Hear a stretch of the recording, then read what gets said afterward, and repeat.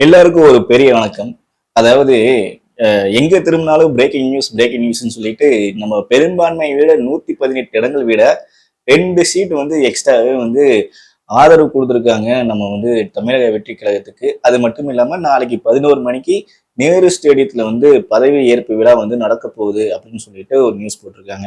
அது வந்து நாளைக்கு வந்து அவர் பதவி ஏற்பாரா இல்லையா அப்படிங்கிறது நாளைக்கு தான் தெரியும். அது அதிகாரப்பூர்வமா சொல்லியிருக்காங்க அப்படின்னு சொல்லிட்டு ஒரு நியூஸ் வந்திருக்கு. அது மட்டும் இல்லாம தமிழக மக்கள் வந்து உச்சக்கட்ட சந்தோஷ கொண்டாட்டத்துல இருக்காங்க. அது வந்து பாத்தீங்கன்னா சில பேர்த்துக்குலாம் உள்ளிருந்து அப்படியே வயிறு எரியும் அது பார்க்கும்போது. ஏன்னா நாளைக்கு பதவி ஏற்கும் போது இந்த தமிழக முதலமைச்சராக ஜோசப் விஜய் என்னும் நான் அப்படின்னு சொல்லிட்டு அந்த கையெழுத்து போடுவார் பாத்தீங்களா, அப்ப பார்க்கணும். ஏன்னா நிறைய பேத்துக்கு அந்த வயிற்றுல இருந்து உள்ள இருந்து அப்படியே பத்திக்கிட்டு எரியும். அதெல்லாம் பார்க்கணும் அப்படிங்கிறது ரொம்ப ரொம்ப மக்கள் வந்து எதிர்பார்ப்பா இருக்காங்க. இன்னும் என்னென்ன ஆச்சரியங்கள்லாம் காத்துட்டு இருக்கு அப்படிங்கிறது நம்ம இந்த வீடியோல பார்ப்போம்.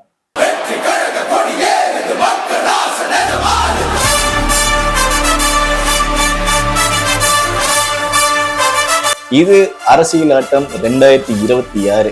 நான் ஏன் வந்து இந்த டிஷர்ட் போட்டிருக்கேன், அது வந்து பாத்தீங்கன்னா ரெட் கலர் பிளாக் கலர் சேர்ந்து. ஏன்னா இதோட இந்த சகாத்தம் முடிய போகுது. அத வேற ஞாபகப்படுத்திட்டீங்க. நெஞ்சமெல்லாம் பொண்ணு அறக்கு தம்பி, மறக்க முடியல.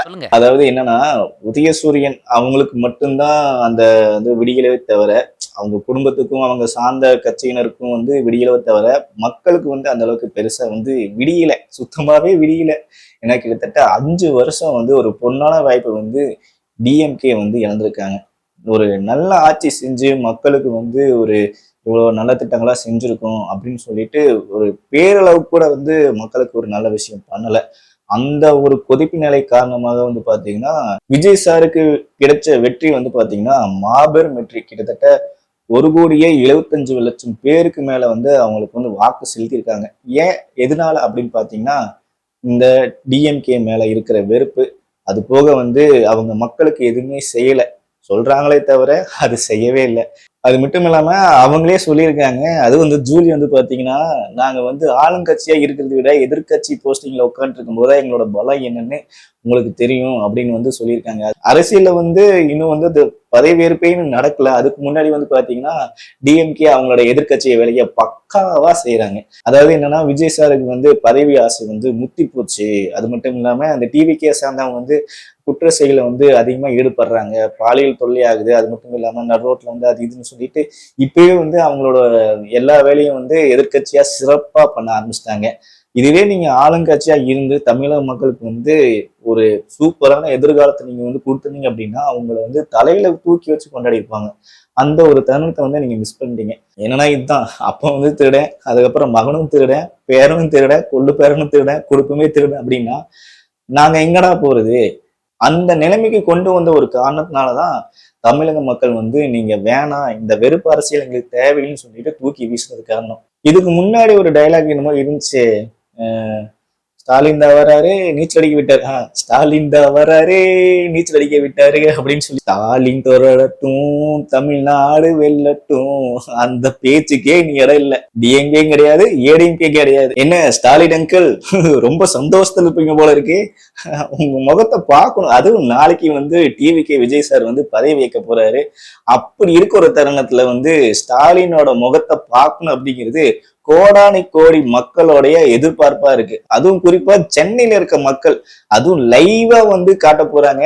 அதெல்லாம் பார்க்கும்போது மனசுக்கு வந்து அவ்வளோ ஆனந்தமா இருக்கு. அந்த கண்குளா காட்சியை வந்து நாளைக்கு பார்க்கணுமே அப்படின்னு சொல்லிட்டு, அதாவது நாளைக்கு பதவி ஏற்கும் போது தமிழக முதலமைச்சர் ஜோசப் விஜய் என்னும் நான் அப்படின்னு சொல்லிட்டு கையெழுத்து போடுவார் பாத்தீங்களா, அந்த டைம்ல ஸ்டாலினோட மூஞ்சிய வந்து யாராவது வந்து டிவி சேனல்ல காட்டினீங்கன்னா ரொம்ப நல்லா இருக்கும். தமிழக மக்கள் பார்த்து அவ்வளோ பேரானந்தப்படுவோம்.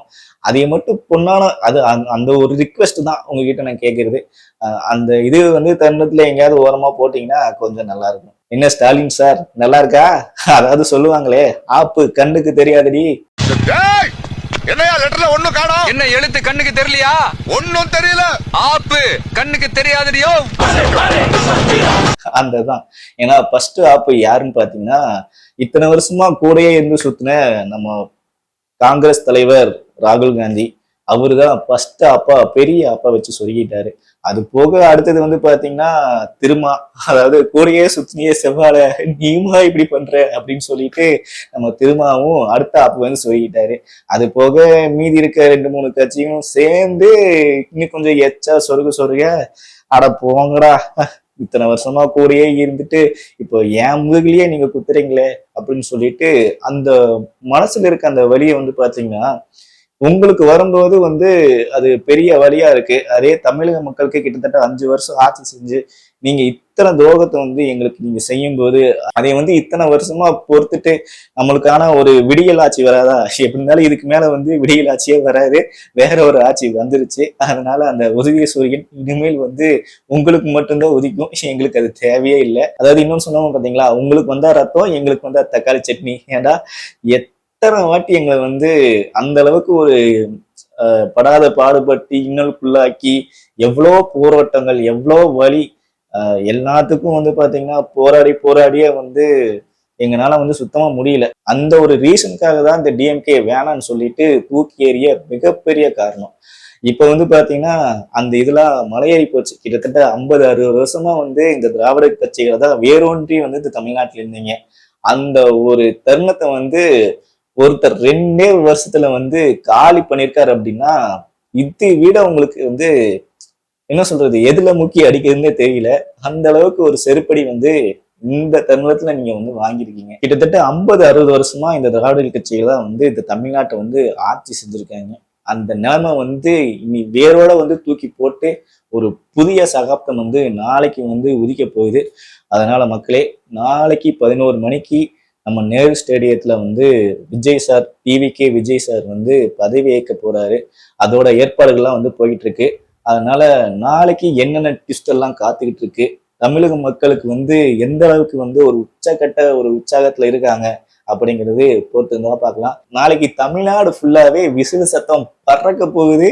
டிஎம்கே ஏடிஎம்கே காது கிளிய போகுது. நன்றி, வணக்கம்.